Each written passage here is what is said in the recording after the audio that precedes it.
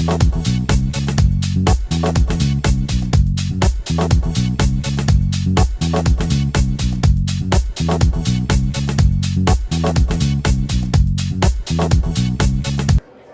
right, let's get started. Good morning, good morning.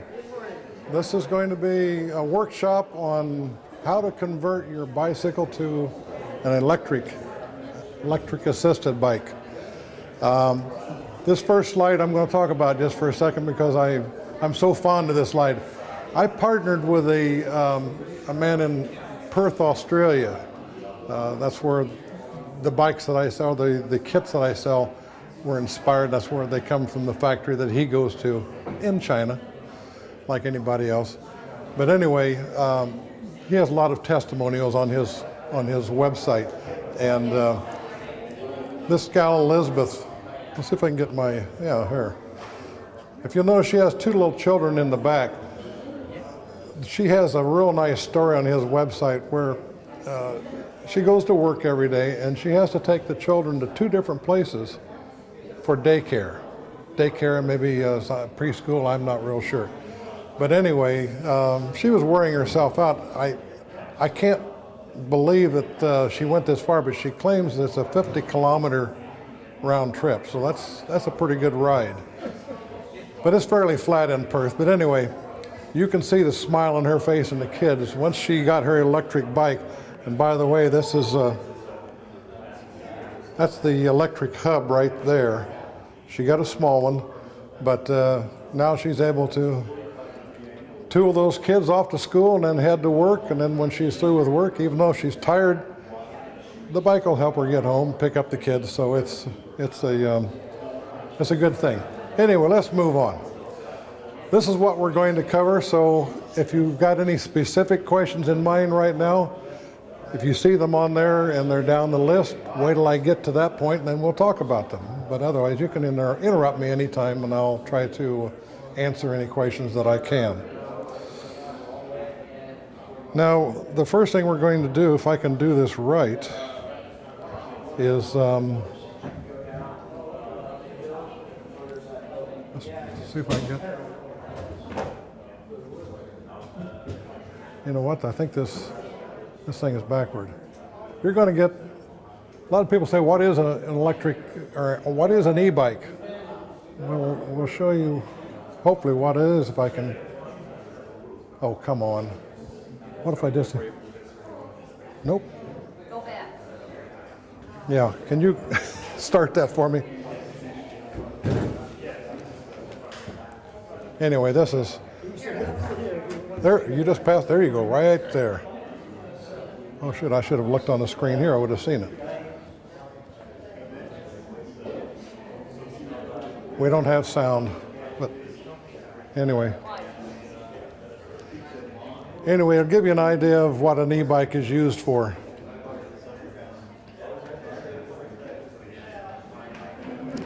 You're going to level out the hills. That's the whole point right there. You're going to save the environment while you're doing it and get some exercise and have a little fun. There's a whole story behind this particular film, but we'll go on.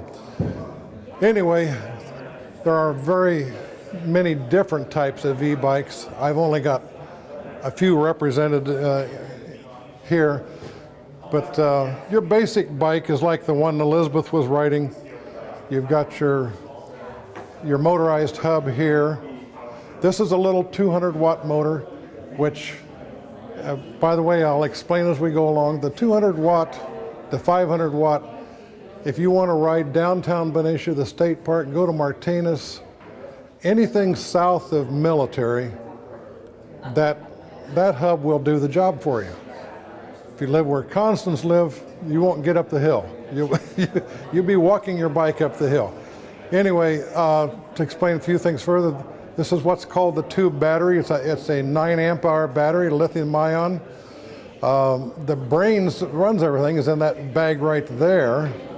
And then you, of course, control your speed up here.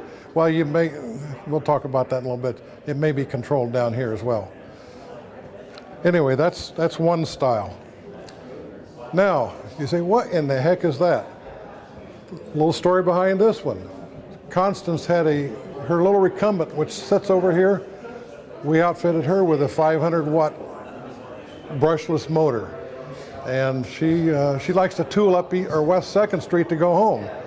Well, quite often, halfway up the hill, the controller would kick out and she'd end up walking the bike the rest of the way up. Because we put an amp meter on it and found out that that 500-watt motor was pulling 1,500 watts when it kicked out.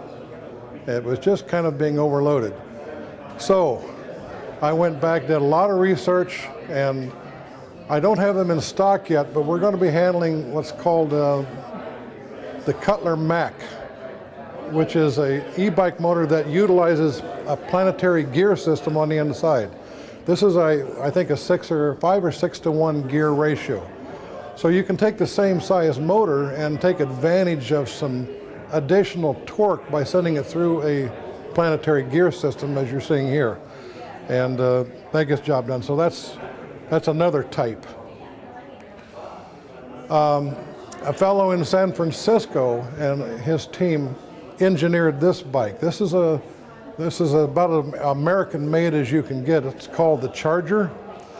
I really marveled the first time I saw this bike because of all the designs, this is the best design, because what it does is it utilizes a motor down here close to where you're pedaling and then ties into the chain so that you can utilize the gearing system back here of your sprocket.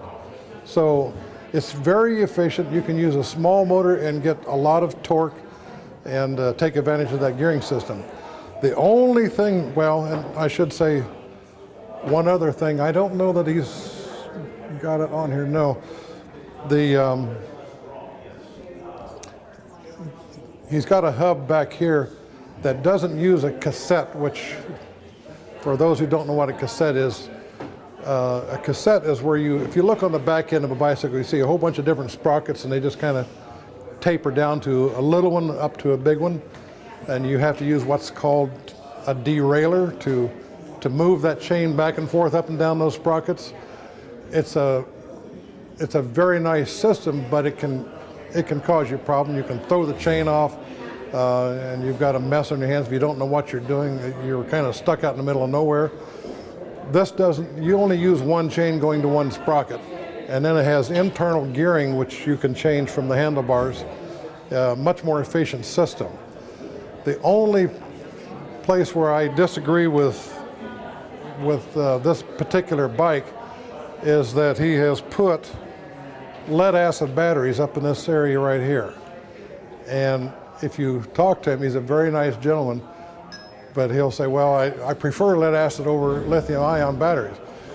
Well, let's put it this way. He's got 700 of these things in stock in a warehouse down in the Central Valley with lead acid batteries in them. I would prefer lead acid too at that point because I want to get rid of them. But we'll talk about lead acid batteries and lithium ion a little bit longer into this discussion. Now there is a bike that belongs to me, and quite frankly, I apologize. This bike should have been at the show because a lot of people, especially my age, who have tried our demonstrator bike, have a hard time getting their leg up over that seat.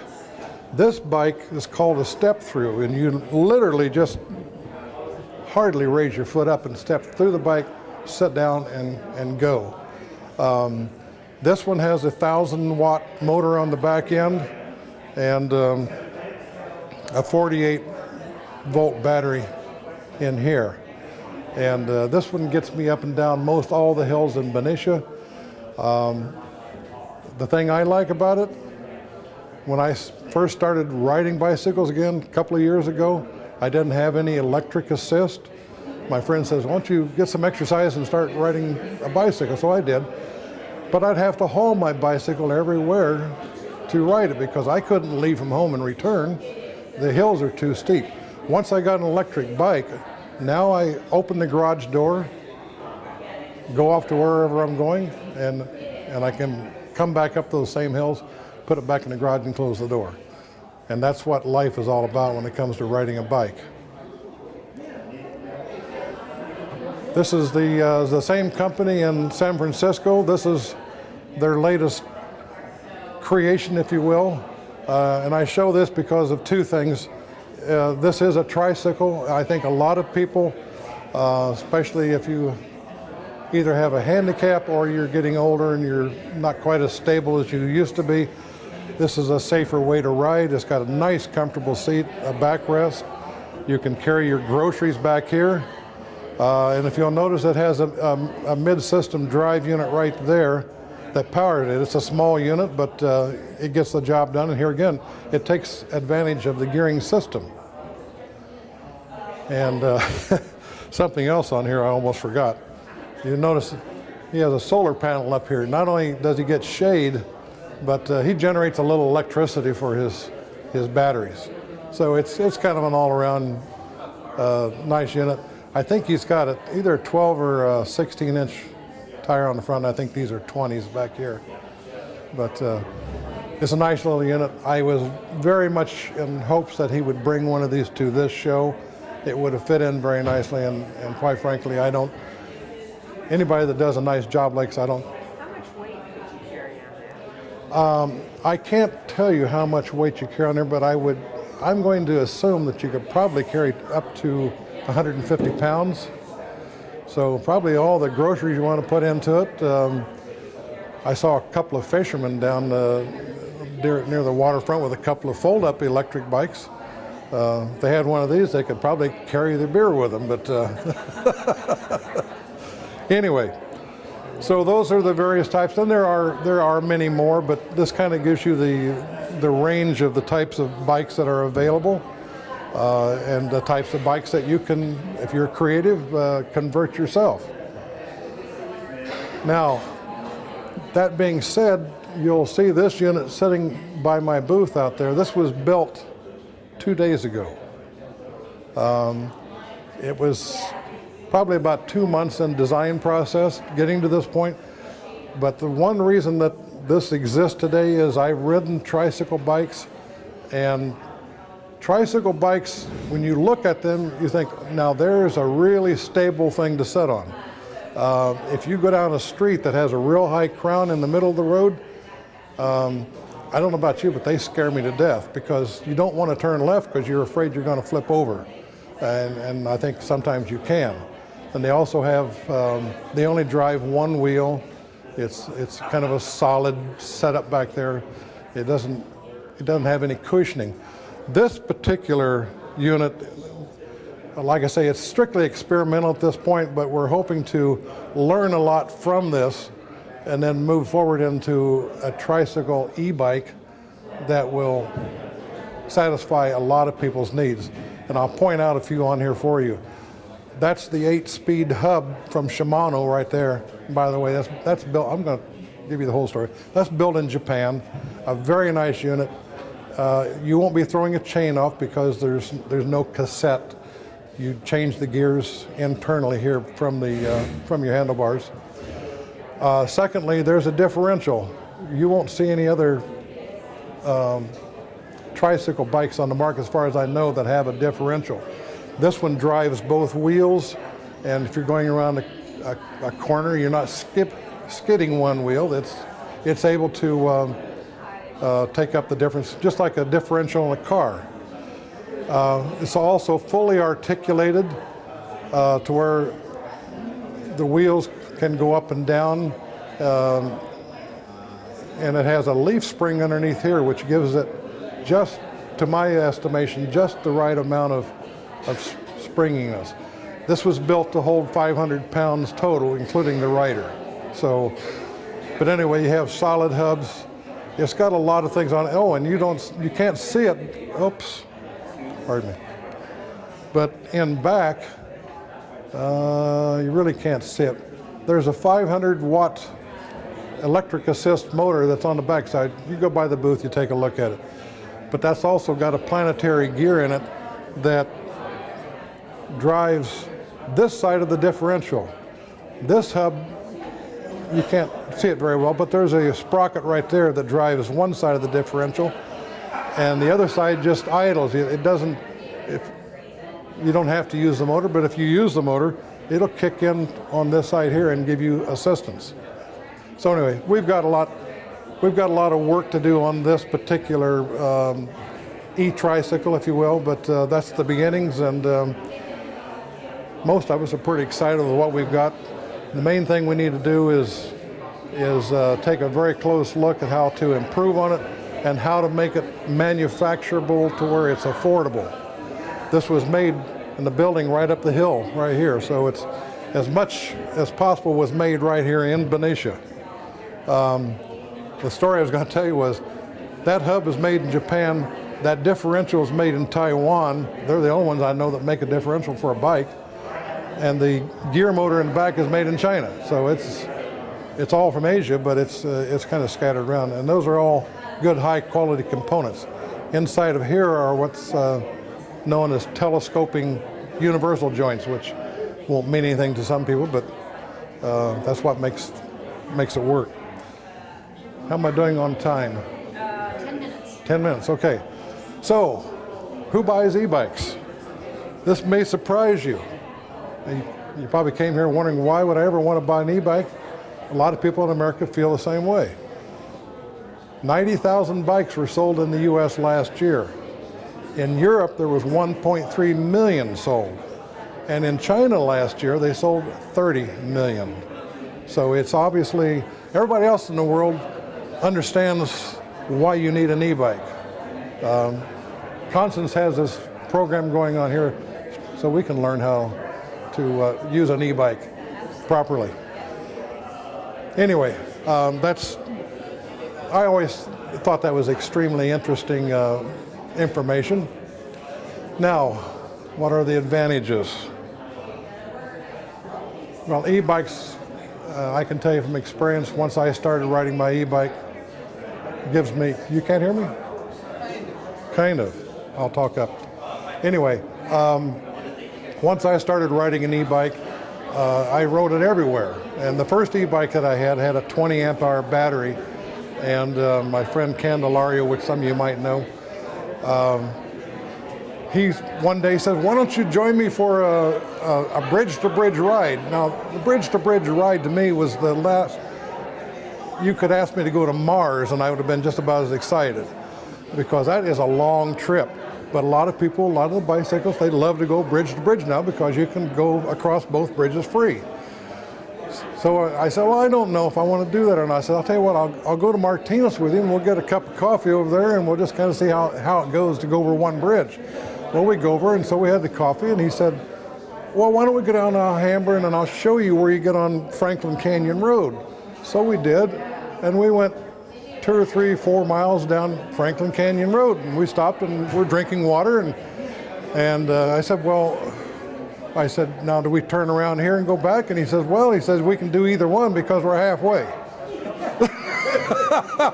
So we continued on around across the Carquinez Bridge, and I must say that it's a lovely ride for anybody that has the capability of riding it. I would not without an e-bike, to be honest with you. I couldn't get up this hill without an e-bike. But anyway, it's a lovely ride. And another thing that Bicycling Magazine did, which is a kind of a purist magazine, if you will, on bicycling, they're not really that fond and promoters of e-bikes, but they tested 4 different e-bikes. The person that did the testing probably was a pretty good rider, because he was able to get 45 miles out of the battery that was on the bike that he was riding. And they tested, when they charged the battery, how much juice went back in that battery to fully charge it again. Now, bear in mind, he went 45 miles on one charge. It doesn't say it here, but it cost 7 cents to recharge his battery.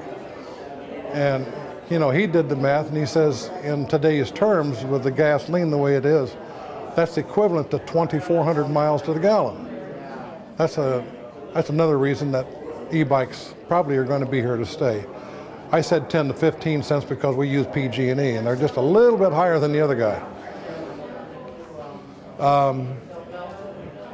Another thing with with e-bikes in this community, and I've had mothers that said, you know, I wish our children would ride bicycles, but up in the hills are so steep that they just can't ride bicycles.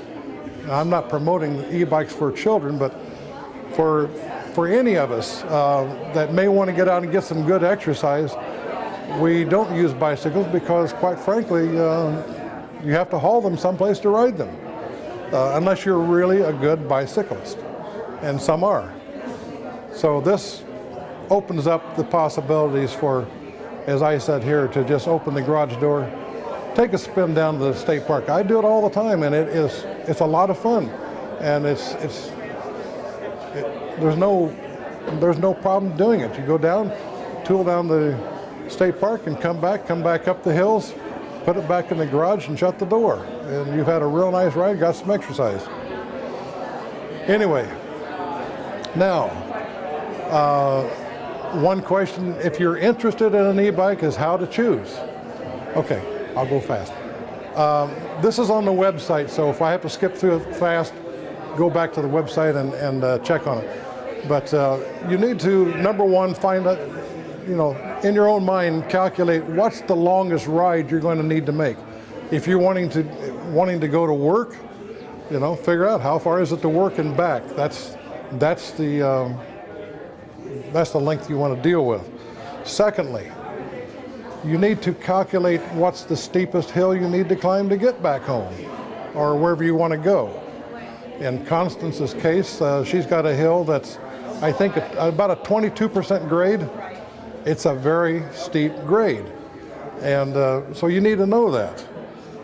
Once you have those two in mind, the third question, which is kind of a no-brainer, is, are you physically fit? A guy like me, I'm an old guy, I'm overweight, I got arthritis in the hips. I can't quite do as good as some of you younger people. So I have to adjust for that factor. Now, I developed this for the website because I don't think anybody else has it on their website. This is to help you determine, number one, what size motor you need, number two, what size battery you need, based upon what you have answered in those three questions. Now, that may look a little busy, a little confusing. There's answer one is up here along this line, answer two is here. And to make it simple for you, this is also on the website. I just give you a sample. If you use that criteria, it comes out right there, and you can see you need a 10 amp hour battery and you need a 750 watt hub motor. That'll get the job done for you, and you won't have a problem with it. I'm sorry, I need to move on. Why a lithium-ion battery over a sealed lead acid battery? There's one of the reasons right there. In this case, oh, stop it. They're both 9 amp hour batteries. They're both 36 volt. This one weighs 17 pounds. It only cost you $192, but you're only going to get 250 charges out of that battery. The lithium ion is 7 pounds, obviously less than half the weight of this one. Cost a lot more here, but 1,000 charges, and that's going up. A lot of people are saying 2,000 charges now. So at the end of the day, that is the cheapest way to go. And also, you don't have to haul around all that extra weight. You really should buy all your components from one place if you buy a kit. And the reason I say that is because the batteries and the controllers and the hubs need to be somewhat matched in how the electricity interacts with all three of these. Otherwise, you may burn out your battery, you may burn out your hub, you may ruin your controller. Other things on here, which I'll point out real quickly. That little device right there, which I'll show you here in a second, is a torque bar. That you should always put that on. So that you get so much torque. Okay, I'm sorry. You get so much torque out of the axle on these motors that you need to restrain that from rotating, because if it rotates, it'll tear the wiring up. So we'll move ahead fastly. Also, stop by the booth. I'll tell you why these washers were put in. There's how you install a torque bar, but those washers are important too. I'll talk about it later. And there's some tips for assembling. It's very simple. You need to know which direction do the wheels to turn when you mount it on the forks. The eccentric washers, like I say, stop by the booth. I'll tell you about those.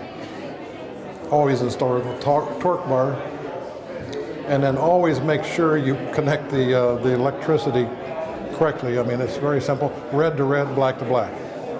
If you do it otherwise, you're going to take a very expensive battery and probably ruin it just instantly.